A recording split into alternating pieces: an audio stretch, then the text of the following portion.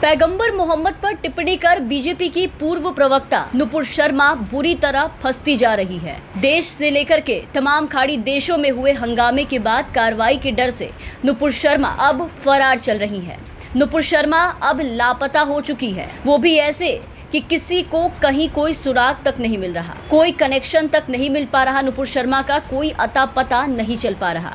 समझ नहीं आ रहा लोगों को कि नुपुर शर्मा को एकाएक आसमान खा गया या जमीन निकल गया। जो कार्रवाई के वक्त शर्मा कहीं दूर दूर तक अचानक नहीं दिख रही, लेकिन इसी बीच अब नुपुर शर्मा के लिए एक बुरी खबर सामने आई है। अब कोलकाता पुलिस नुपुर शर्मा को लेकर के एक्शन मोड में आ गई है और कार्रवाई करने को लेकर के काफी सख्त हो गई है, क्योंकि नुपुर शर्मा ने कोलकाता पुलिस के एक और समन का उल्लंघन किया है। बीजेपी से निलंबित नेता नुपुर शर्मा ने एक बार फिर कोलकाता के एक पुलिस थाने के समन का पालन करने से साफ इनकार कर दिया। भारतीय जनता पार्टी यानी कि बीजेपी की निलंबित नेता नुपुर शर्मा पैगंबर मोहम्मद के बारे में की गई टिप्पणी के मामले में एक बार फिर उन्हें कोलकाता पुलिस के सामने पेश होना था, लेकिन वो पेश नहीं हुई, जिसको लेकर के अब कोलकाता पुलिस कार्रवाई के मूड में आ गई है।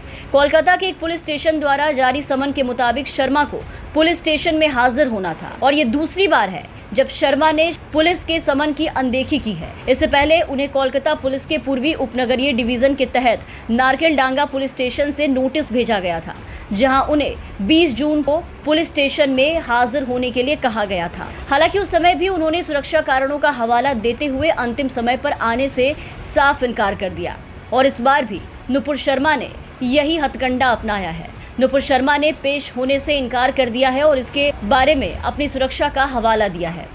कोलकाता पुलिस अब कार्रवाई करने के लिए मजबूर हो गई है। मतलब पैगंबर पर विवादित टिप्पणी करने वाली नुपुर शर्मा की मुश्किलें अब और भी ज़्यादा बढ़ती जा रही है। पहले महाराष्ट्र पुलिस इनकी खोज में दिल्ली तक आई और अब कोलकाता पुलिस इनके पीछे पड़ गई है। नुपुर के खिलाफ महाराष्ट्र के साथ साथ अन्य कई राज्यों में केस दर्ज कराया गया है, लेकिन उनके खिलाफ कोलकाता में कम से कम 10 पुलिस थाने में शिकायत दर्ज कराई गई। आपको बता दें कि नुपुर शर्मा के बयान के बाद पश्चिम बंगाल के हावड़ा, नदिया और मुर्शिदाबाद जिलों में हिंसक विरोध प्रदर्शन देखने को मिला था। फिर तृणमूल कांग्रेस अल्पसंख्यक प्रकोष्ठ की महासचिव अबुल सोहेल ने भी नुपुर शर्मा के खिलाफ खोटाई पुलिस स्टेशन में एफआईआर दर्ज कराई थी। वहीं पश्चिम बंगाल विधानसभा में नुपुर शर्मा के खिलाफ प्रस्ताव पारित किया गया। इस दौरान बीजेपी विधायकों ने नेता प्रतिपक्ष शुवेंदु अधिकारी के नेतृत्व में सदन से वॉकआउट किया था। मुख्यमंत्री ममता बनर्जी ने विधानसभा में कहा था कि बीजेपी उकसाने, भड़काने और घृणा की राजनीति का रास्ता अपना रही है। ममता ने कहा कि जब हमारे राज्य में इस मामले को लेकर के हिंसा हुई तो हमने कार्रवाई की, लेकिन जो बीजेपी शासित राज्य है वहां अब तक इनकी गिरफ्तारी क्यों नहीं की गई है? ऐसा कैसे हुआ कि नुपुर शर्मा की अभी तक गिरफ्तारी नहीं हुई? मुझे पता है कि उसकी गिरफ्तारी होगी भी नहीं। ममता ने कहा कि नुपुर शर्मा ने कोलकाता पुलिस से 4 हफ्ते का समय मांगा और ये दूसरी बार है जब शर्मा को उनकी टिप्पणियों के संबंध में कोलकाता पुलिस से तलब किया, लेकिन नुपुर शर्मा ने इस वक्त भी समय मांगा और समन की अनदेखी की, पेश होने से इनकार किया। पिछले कई दिनों से नुपुर शर्मा का कुछ पता नहीं चल रहा है।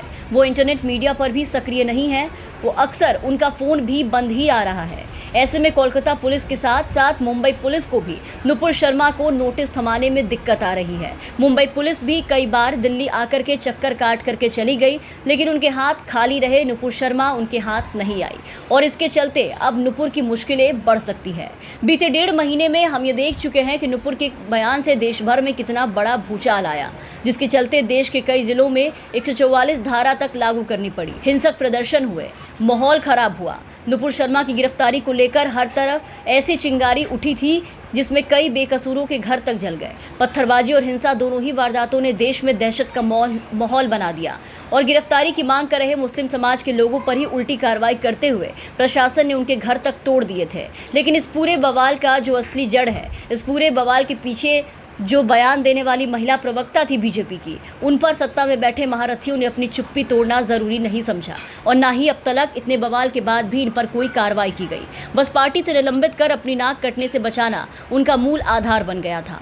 लेकिन निष्पक्ष कार्रवाई और नुपुर शर्मा को उसके किए की सजा देने से भाजपाई अब भी कोसों दूर है, क्योंकि ये सभी जानते हैं कि अगर नुपुर शर्मा और नवीन जिंदल का नाता बीजेपी के सिवा अगर किसी और पार्टी से होता तो अब तक उन पर ईडी, सीबीआई, बाबा का बुलडोजर, न जाने कौन कौन सी कार्रवाई हो चुकी होती और शायद ही हिंदुत्व का राग अलापने वाली कट्टर हिंदू सेना उनके समर्थन में एकजुट होकर हिंसा को और बढ़ावा नहीं देती। Bureau report, the VPN TV.